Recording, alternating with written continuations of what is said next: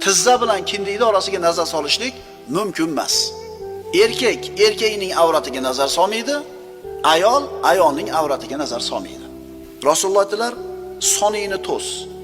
Albatta u avratdir. Son yopilishligi kerak. Na sport mashg'ulotida, na suzishda va na hammomda ochib bo'lmaydi. Ayol kishiga qarashiga kelsak, u ham xuddi shu qoida. Ayol kishi boshqa bir ayol kishini tizzasi bilan kindigini orasiga nazar solishi mumkin emas.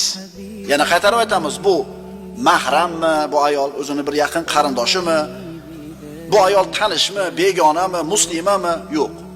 Farqi yo'q. Ayol ayolni tizzasi bilan kindigini o'rtasiga nazar solmaydi. Bu narsaga bee'tibor bo'lmaslik kerak, birodarlar. Erkak erkagini, ayol ayolning avratiga qarashligi mumkin emas. Chunki bu narsa buzuqlikka olib keladi.